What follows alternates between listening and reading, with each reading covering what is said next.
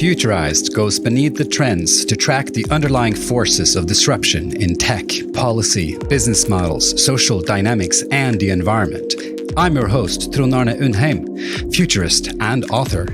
In episode 7 of the podcast, the topic is the future of diversity in VC. Our guest is Julian Zimmermann, Managing Director at Reinventure Capital and lecturer at Tufts University.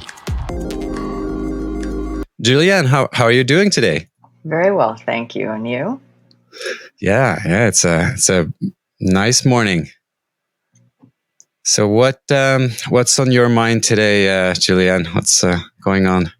Well, I'm thrilled to be talking with you this morning about what we see coming along the horizon in the venture capital community from our perspective at Reinventure Capital. And I'm really looking forward to an interesting conversation. That's fantastic. I wanted to start by just, giving just a little snapshot of your background. You have an extremely interesting background. I love. Thank you. Yeah, well, first of all, you're the managing director at Reinventure, which we'll talk about. But then you're also an instructor, and you're a top-rated teacher at Tufts at Gordon Institute. And then, I guess over 25 years, you've been working kind of on this intersection of technology and social change, which we'll get to. Sure. You have a master's from Maryland and an undergrad from MIT. Actually, 2 from MIT. 2 undergrads from MIT. Yes, which my undergraduate advisor thought was absolute foolishness. I double majored in astronautical engineering and literature. And he thought that my interest in literature was absolute proof that I did not belong at MIT. That sounds like a start of your trajectory for being interested in diversity. It's quite indicative, actually, of, I think, both who I am as a person and also the kinds of really interesting conversations I've had with people over the course of my very varied working life so far. You gave me a great clue. Who are you as a person, Julianne? I would have never been able to ask that straight of a question. You fed it to me. Well, I think that I can answer that question in any number of ways, as any of us could. But I think that in the context of this conversation, what might be a helpful way to answer that question is that I'm fundamentally someone who is interested in seeing things from multiple angles. Right. And I very much chafe at a dogma of any kind. And I find that as soon as I hear someone start a sentence with, well, we know that, I immediately become restless and impatient, and I'm waiting to hear the end of the sentence, which I know I'm going to disagree with. Well, I think that's a great start of where we're heading, because you were twice a finalist in the NASA's Astronaut selection program. That's right. That to me, I mean, for anybody, is an accomplishment, but it's extremely fascinating to me. Outer space. How did that fascination start? Was that way before you went to MIT? You were interested in these things? It was. I was really determined to find my way to the space program from the time I was maybe 12 or 13. And in my very naive teenage mind, I thought that the way you became an astronaut was you went to MIT to study astronautical engineering. And so it's not the dumbest thought I've heard, actually. It's not the most outlandish, but it was, let's just say it was an incomplete perception. Right. And so, well, it almost got you there. Very nearly. Yeah. I went to MIT when I was 16. And I embarked on this amazing adventure, which really was extraordinary. I went to work in the mid 1980s for a tiny little company here in Cambridge, Massachusetts. That was at the time a little upstart in an industry completely dominated by giants, right? And this was before we had the language or the commonly adopted social concepts of entrepreneurship and innovation and disruption and all these things. And so it was considered a very strange choice to have gotten a degree in astroengineering from MIT and then to have gone to this tiny, tiny little company that nobody ever heard of. And I was employee number 7.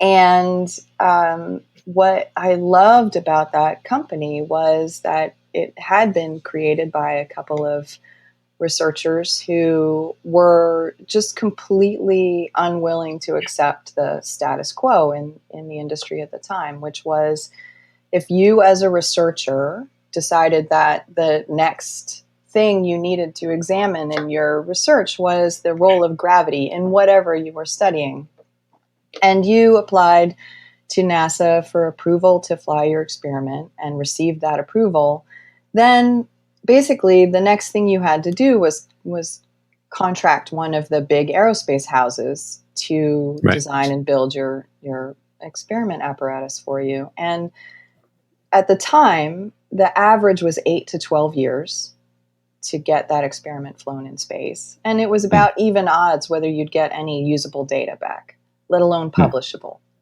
right? And so these researchers said, this is just unacceptable. And there has to be, we have to be able to do better than this. And so in the 14 years that I was involved with that company, my team and I had an average of 3 years from incept to return of data. And we always returned data. And we did a bunch of things that people thought were impossible. And we set a bunch of precedents and won a bunch of awards and accolades. But really, the most gratifying thing about it was working with researchers from all over the world to advance just an extraordinary array of research queries. And along the way, of course, I got to work with astronauts and cosmonauts and representatives of not only NASA, but also the Canadian Space Agency and European and Japanese and Soviets and then Russians. And, I got to do parabolic flight and neutral buoyancy simulations. And I was at mission control to say go. And I was at Baikonur Cosmodrome to see a launch. And I mean, it was just an extraordinary adventure of a career. And, wow. So, yeah, I got to do more in 14 years than most people get to experience in an entire working lifetime. And the culmination of that was I also got to be interviewed twice, which was a signal honor. That's wonderful. Julianne, tell me then, fast forward a few years and start with giving my listeners, I guess, a little primer in basically impact investing, because this is now a field that you've moved into. What is this field? Sure. Well, so first of all, I think it's important to just acknowledge that impact investing as a phrase does not yet have any truly concrete meaning. I often refer to it as the linguistic equivalent of Michael Pollan's food-like substances, right? So if the function of food is to deliver nutritive value into our bodies, we eat things as though they are food, which do not perform that function, right? And those are the food-like substances. And so analogously, if the purpose of language is to transfer understanding from one person to another, we have words and phrases we use as though they are language. They look like language, they sound like language, but they impart no understanding whatsoever. And in fact, they often serve to create or sow confusion. Right. Look, I'm starting to see the value of studying aeronautical and literature at the same time.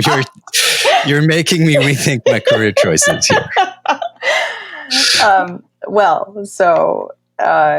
Impact investing as a phrase is one of those phrases that unfortunately means something different to almost every person who uses it, and sometimes even different things in different contexts for the same person, right? So from my point of view, the way that I think about impact investing is comprehensively across asset classes, across return expectations, across any kind of categorization you might apply to any kind of investing endeavor.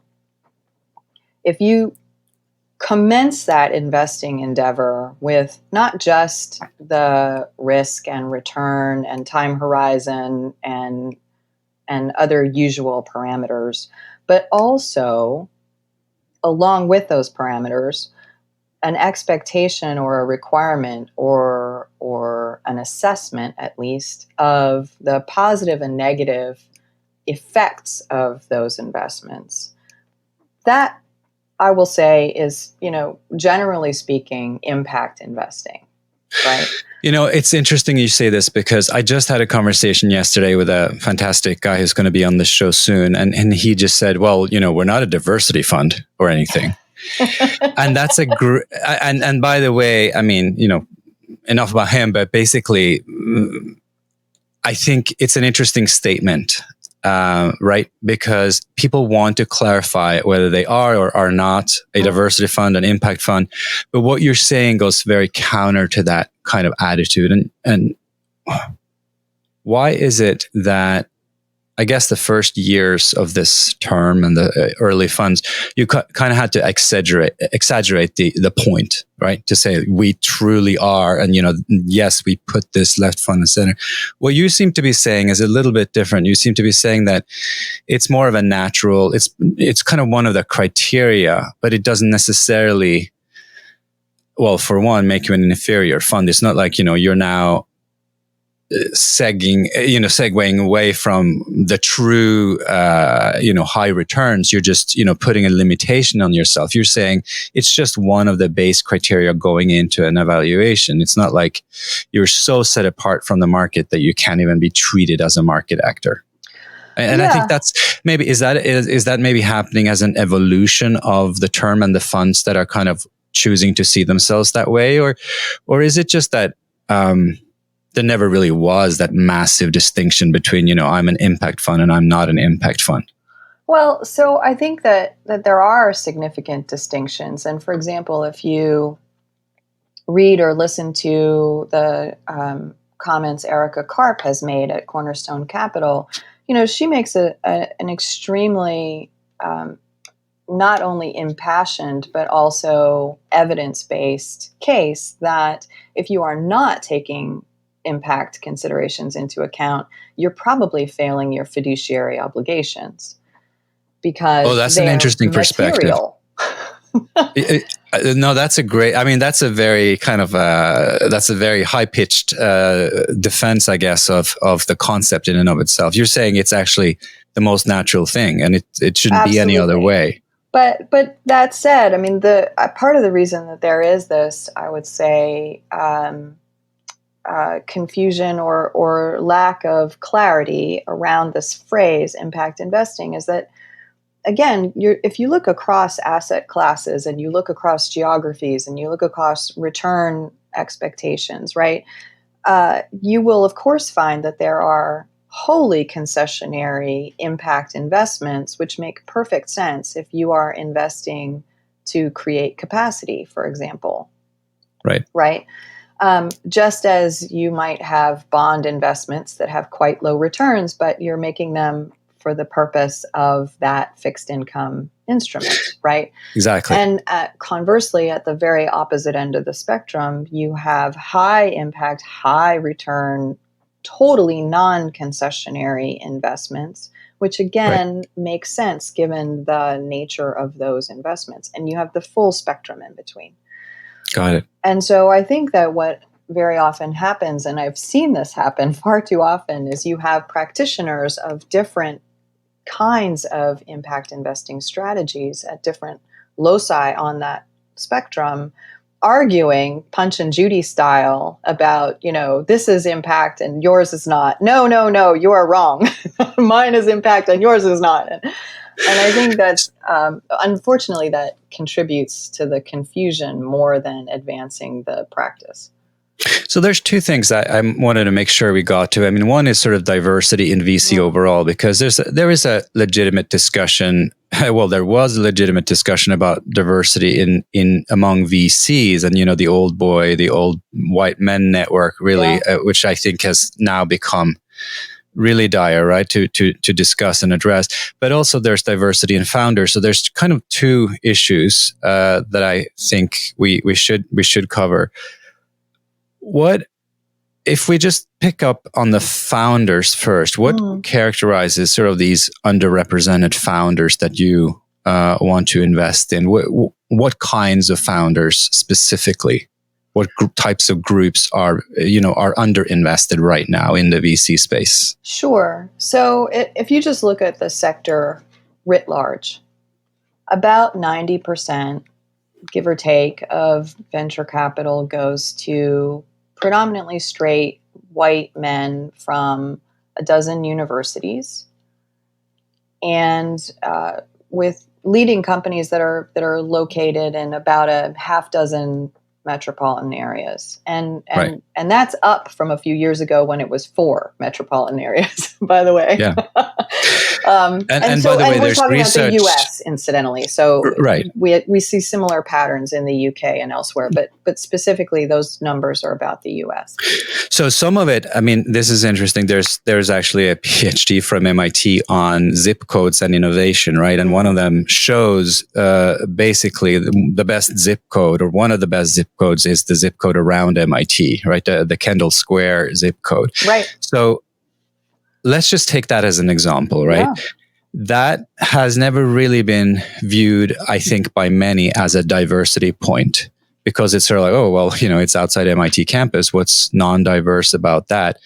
But of course, these hotspots, these innovation hotspots, they now, perhaps, I mean, I'm not a diversity expert, but I'm trying to make this point, and you tell me if this makes any sense. But, the innovation community was talking about these innovation hotspots in terms of, well, of course, they're innovation hotspots. That's where the concentration of either, wealth, capital, innovation, what have you. It's the infrastructure of innovation that we need. And, it's just proven that companies from those zip codes obviously must have some sort of direct access to things that go into successful startups and, and other things. But is there now a lens that we need to apply to that phenomenon and say there's actually an intrinsic pattern here that we need to address?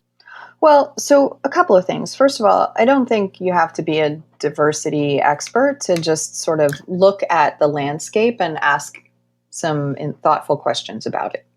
And that's what I encourage people to do, right? So second, if we look at the Kendall Square, East Cambridge neighborhood around MIT, one of the explanations we've heard for many years is that Boston and Cambridge have such an intense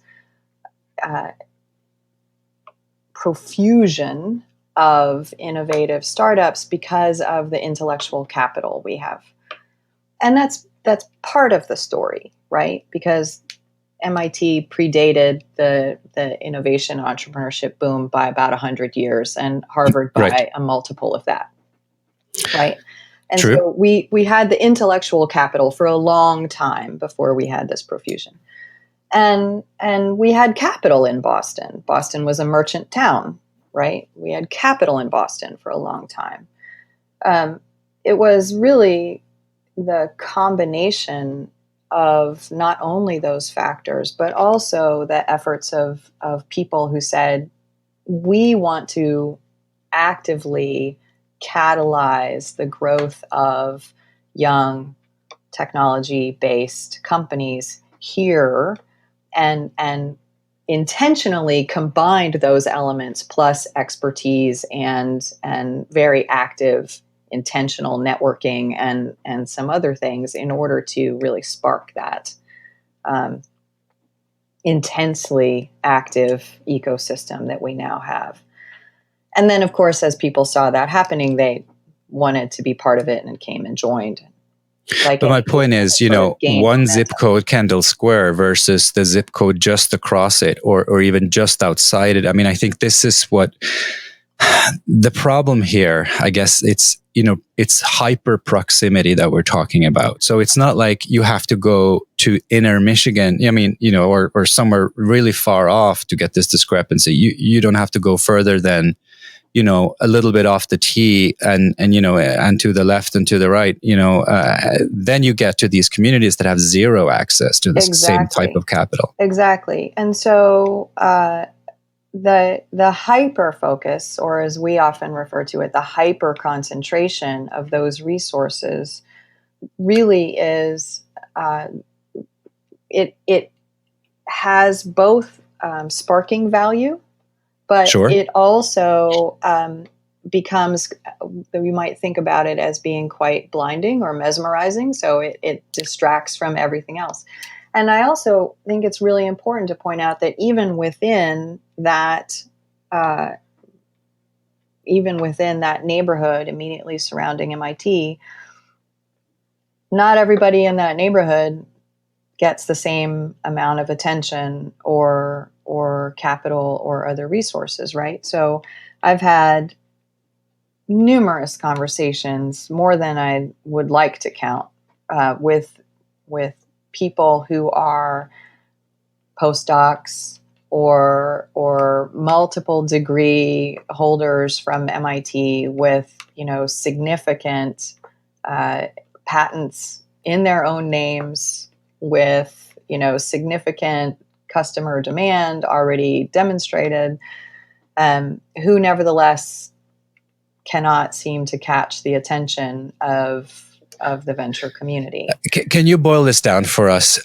Today in 2020, what exactly constitutes characteristics that for some reason don't play as well as others?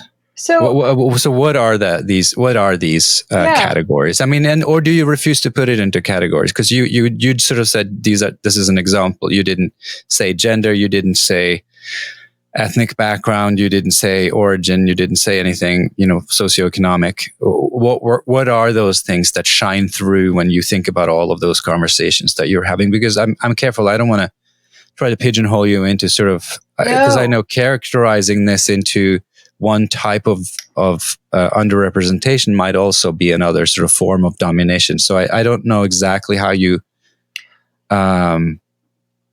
see that. Yeah, I appreciate that. So really, we just say, look, if 90% of all of the capital and all the resources is going to one demographic, in essence, right. And that's not to disparage white men. It's certainly not to disparage people from those 12 universities. MIT is near the top of the list, by the way, and I'm very active in the MIT community. So it's not to disparage those institutions, and it's not to disparage Boston and Cambridge, loci of that activity.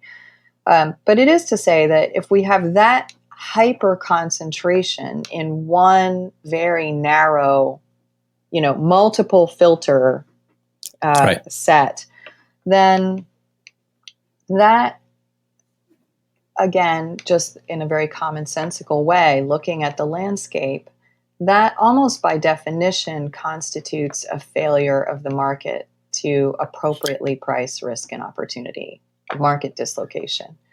And then we have the evidence, by the way, from lots of studies that have been done by Morgan Stanley and Boston Consulting Group and the Brookings Institution and numerous others, McKinsey among them, who have found that, in fact, when you have heterogeneous teams, and particularly when you look at the innovations coming out of other communities, other identities of founders, you find that they are at least as effective at building innovative, competitive companies that are able to perform in terms of risk and return in the marketplace.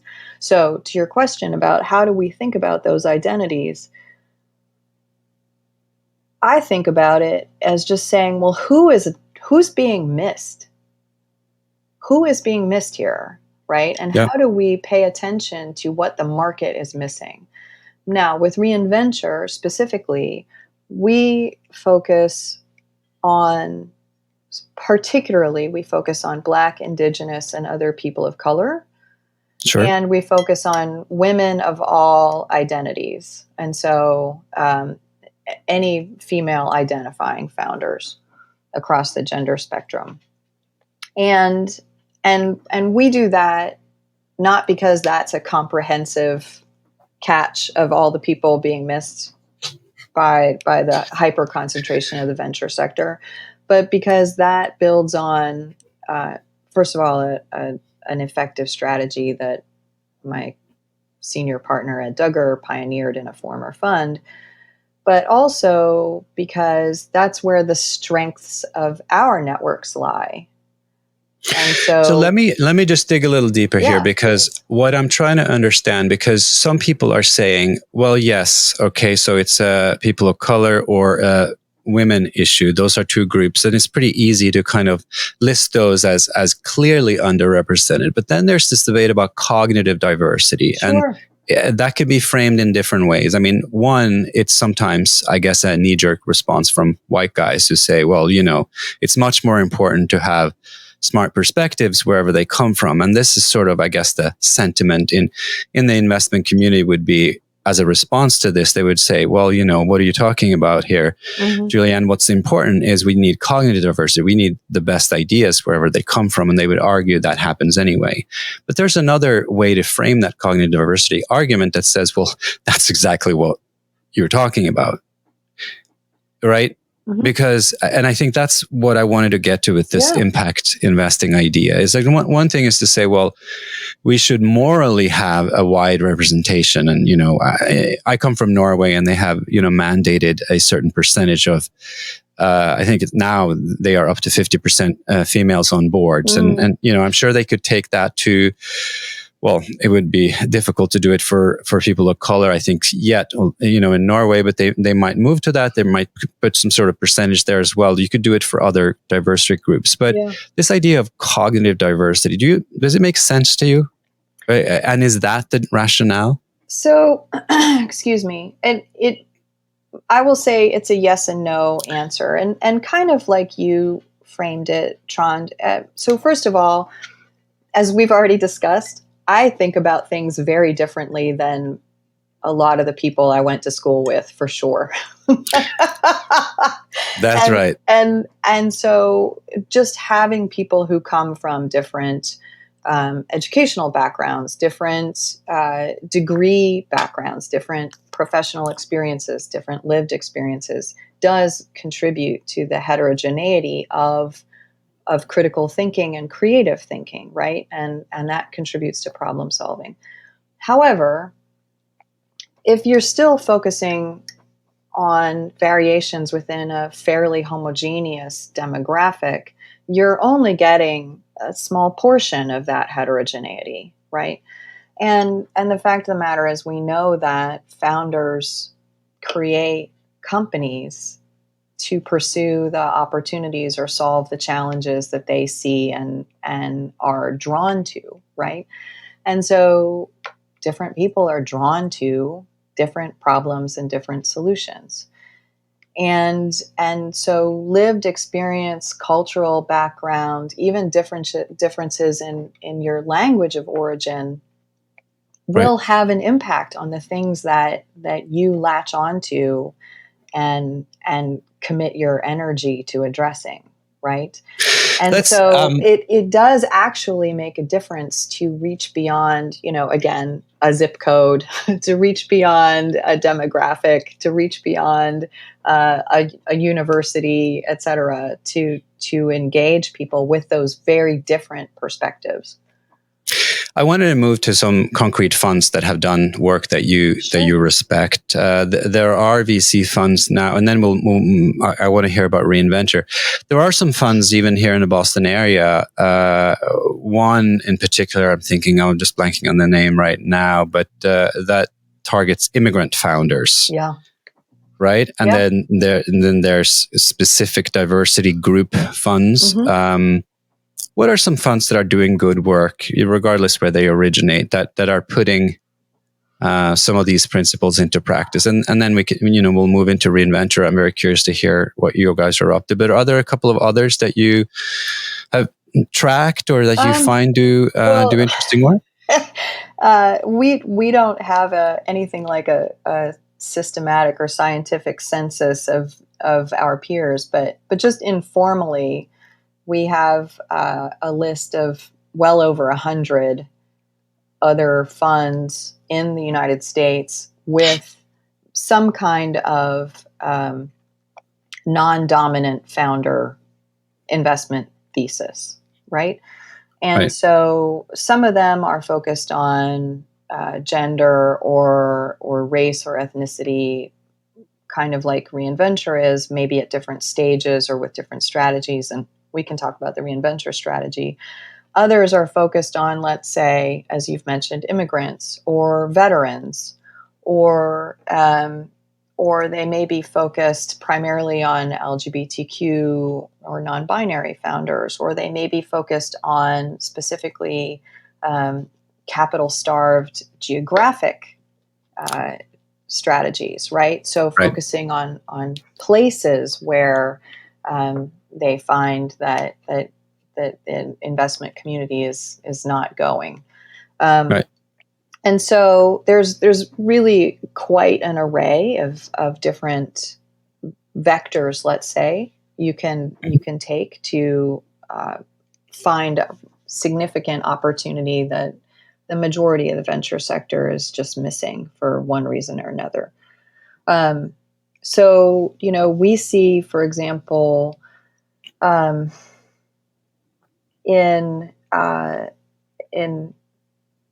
we like Impact America Fund, for example, very much. This is a practice that focuses not only on underserved founders, but that really looks for opportunities outside those hotspot zip codes. Right. And so they recognize as, and I forget whose quote this is, I'm sorry, but as someone said, genius is evenly distributed, but opportunity is not, right? And so that's really at the core of their investment strategy.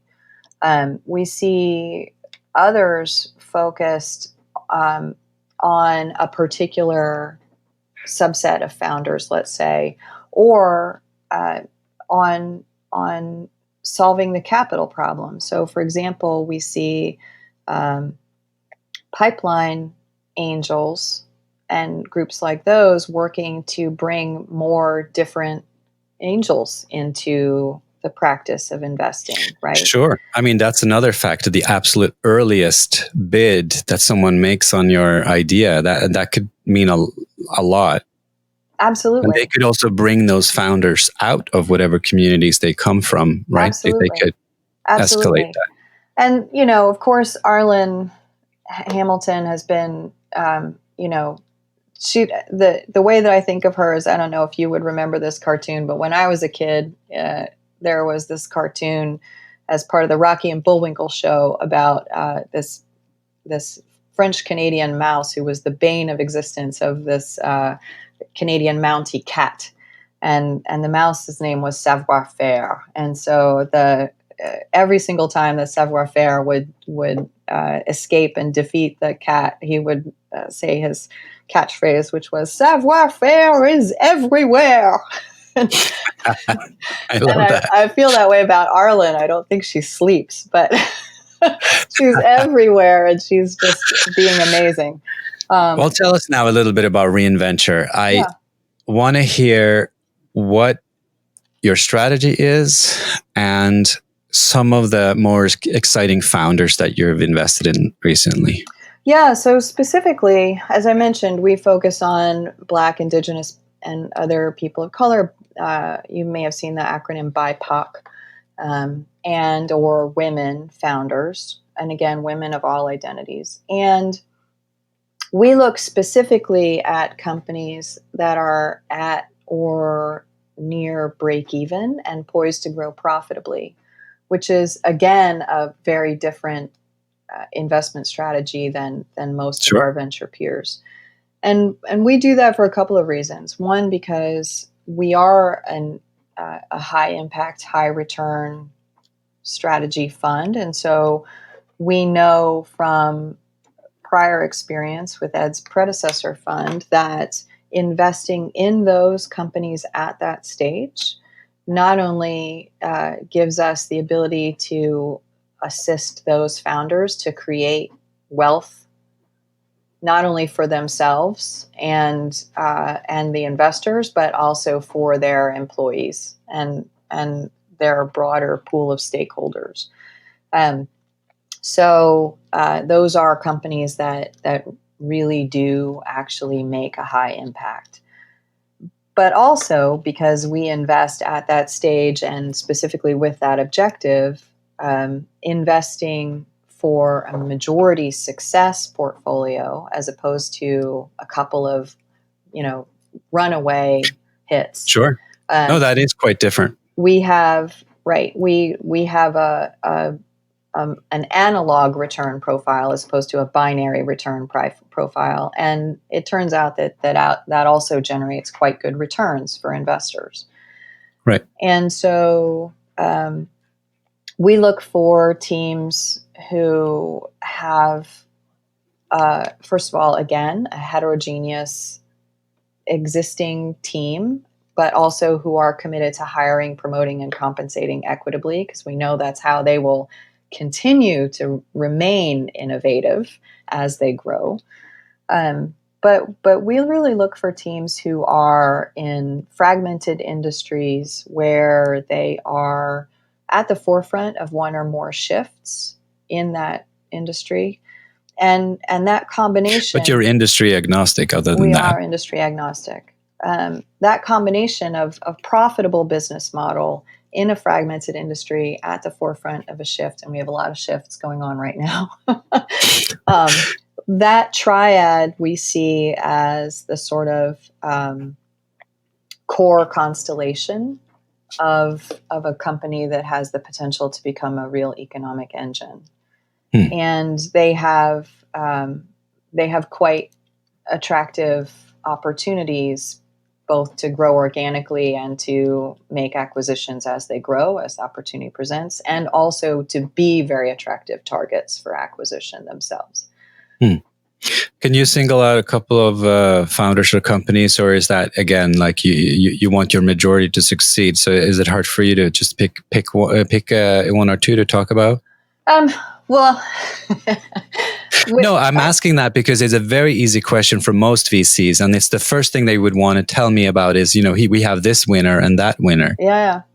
But my guess is you just told me that you want your majority to succeed. So yeah. So let me tell you about one we haven't invested in. Okay. And that way I'm not playing favorites. This is a company we are actively tracking and we very much hope to invest in when they reach the appropriate point. So this is a company in Baltimore, not a real darling of the venture community, Baltimore. Right. And founded by all active duty service veterans. Again, not a group typically favored by the venture community. The founder CEO is African American man. The founder chief medical officer is an African American woman. The COO is a white woman. They have, over the past several years, built first under grant funding from the DoD and NIH, a new platform to provide standard of care training and certification for hospital systems civilian hospital systems across the United States to be able to appropriately triage, treat, and follow up with veterans and their families who can be 25% of a civilian patient population for a hospital. Sure. And the NIH has designated a vulnerable population because they present just like civilians, because they are civilians now, right? They're Right. covered by their employer health insurance, and they don't, have an ID stamped across their foreheads. But Sure. but nevertheless, they have very different health concerns and very different trajectories than their civilian counterparts. And for hospitals who don't know who their veteran or veteran-related patients are, not only do they not have any awareness that they have those different concerns, but they may not even know, in most cases, what those concerns are. Interesting. And so... can you give me the name, or is that... Oh, absolutely. So the company is called Warrior-Centric Health. Warriors. Yeah. And they rolled out their initial offering to just a small number of representative hospitals from a couple of systems. And within a few months, they were honored as the best new product or service by the American Hospital Association, because they solve a very real problem for the chief medical officer, right? Patient outcomes. Right. They solve a very real problem for the chief financial officer, namely excessive patient costs, right? Particularly under new care laws, right? And they solve a very real problem for the general counsel, right? In terms of reduced legal risk of exposure for, insufficient or inappropriate medical treatment, right? So basically the whole C-suite absolutely loves this, right?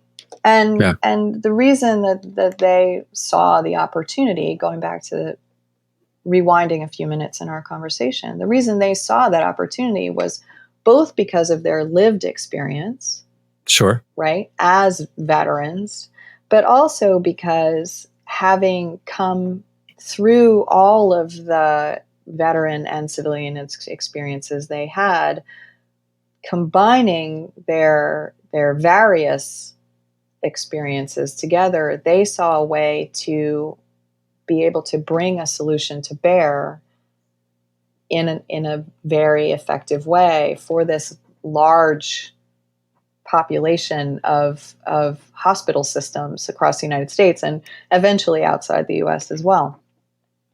Now, being who they are, I can tell you without disclosing any, secrets they have shared in confidence, that they have not had a warm reception at all from the venture community.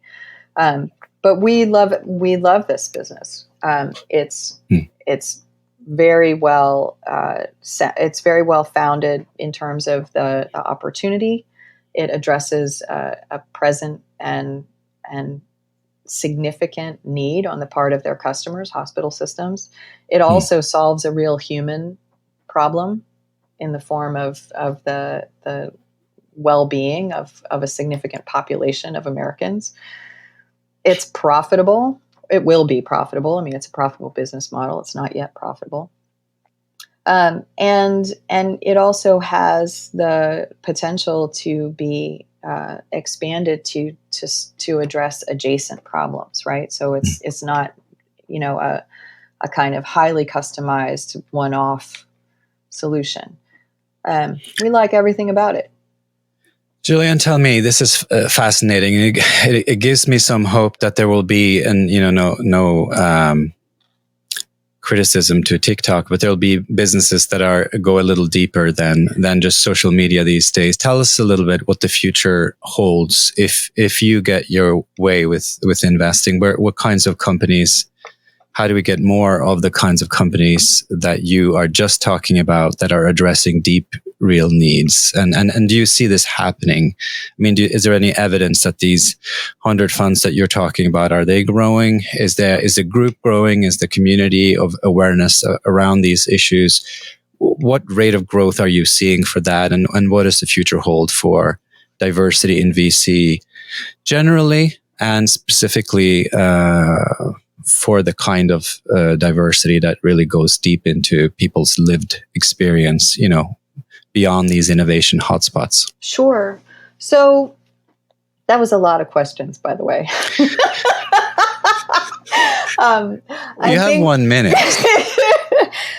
I think really what I see as cause for optimism, which is where I think it makes sense to always conclude. Where I see cause for optimism is up until this year, I would say that the growth in investor capital, LP, limited partner capital, going into funds like us, like our couple hundred peers, has been really quite slow, painfully incremental. What I have heard in the last 3 or 4 weeks is several different people, unrelated to one another, unsolicited by me, saying to me, I think I'm starting to understand now. There's a whole opportunity set I never saw before.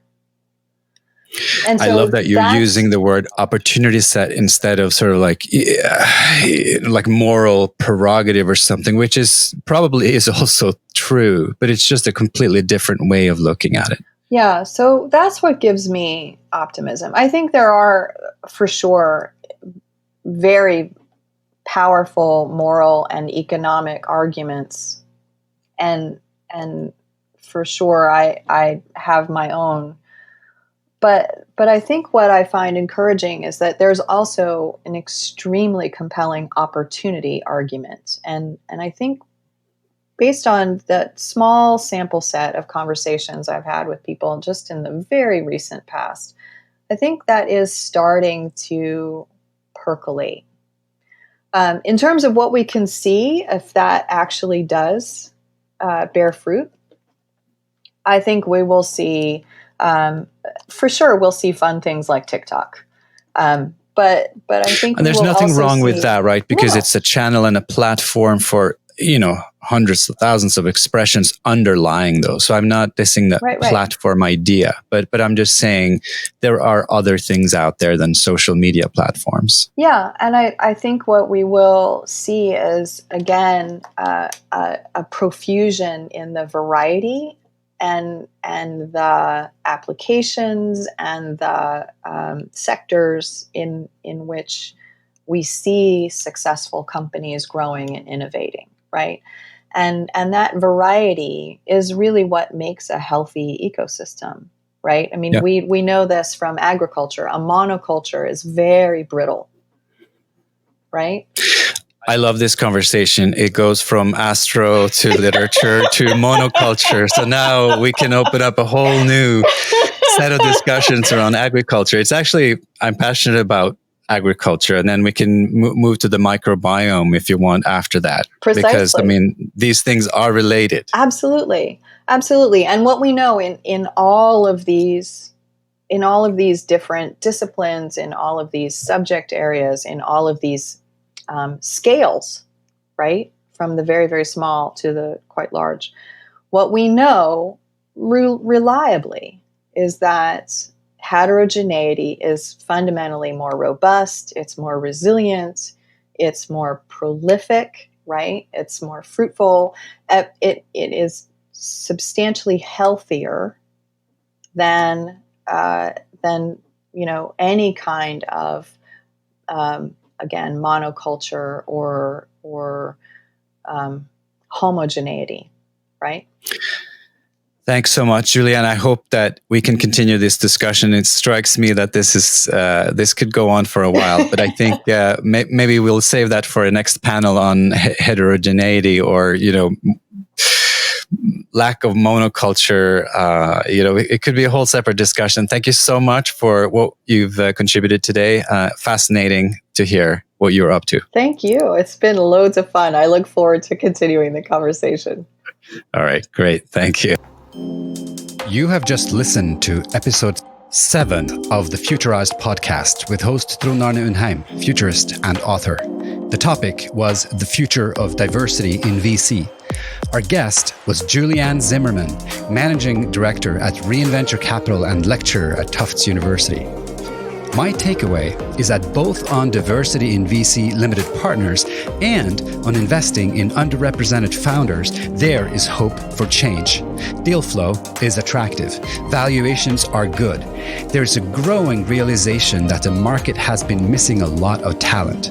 But more can be done, and the result will be a more fair marketplace, better startups, and ultimately products that span a wider range of life situations. Thanks for listening. If you liked the show, subscribe at futurist.co or in your preferred podcast player. Futurist, preparing you to deal with disruption.